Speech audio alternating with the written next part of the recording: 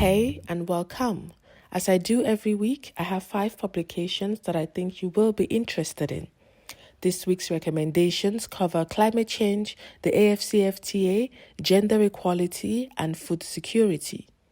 Let's check them out. First is a short paper that discusses the intersection of climate change and migration from an African diaspora perspective.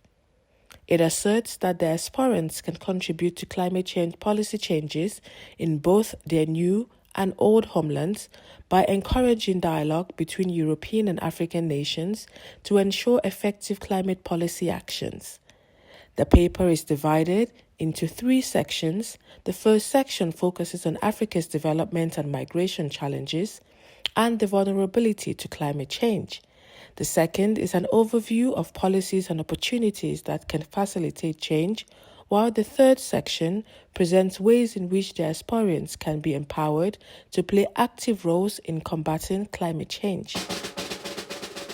Second is an article that reviews Sub-Saharan Africa's history of underperformance in agriculture and irrigation, as well as its persistent food insecurity, despite Sub-Saharan Africa's status as a net agricultural exporter.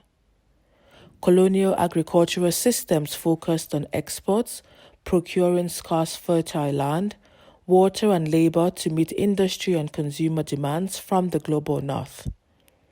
Important research and investment was neglected post-independence, with policies on agriculture remaining focused on exports, resulting in Africa being the only continent where, in spite of increased export production, a decline in food production per capita occurred.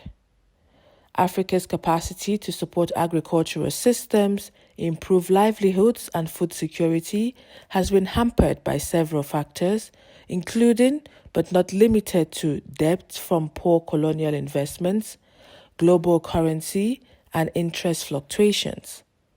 Profits should be realized from farming, and farmers should be linked to markets, supply chains, and post-harvest storage facilities to increase earnings, create jobs, and ensure household food security.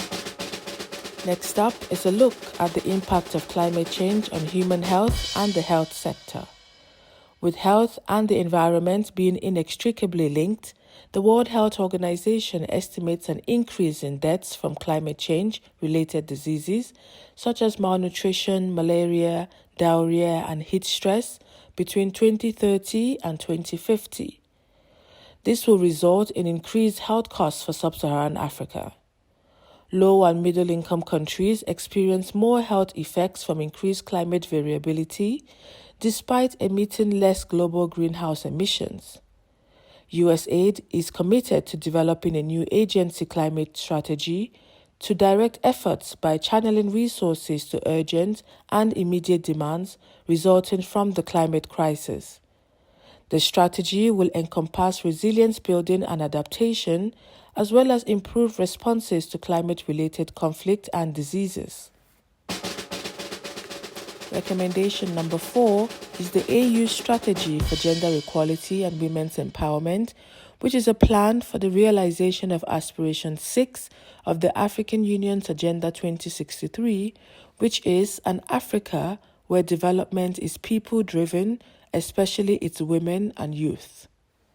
This strategy aims to mitigate the major constraints hindering gender equality and women's empowerment and to leapfrog the African Union into seizing the new global momentum for this agenda.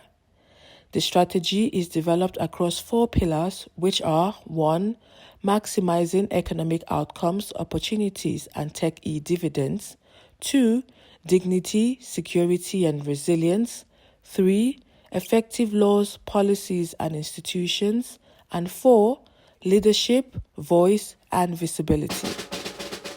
Finally, at number 5 is a report that takes a deep dive into the salient features of African trade, particularly the AFCFTA, and the benefits Africa sets to gain from it.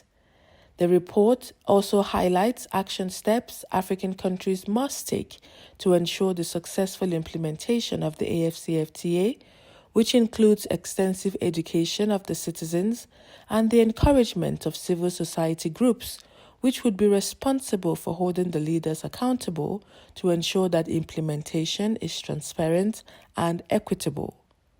Those are the 5 recommendations I have for you this week. Have a great week. Stay safe. Goodbye.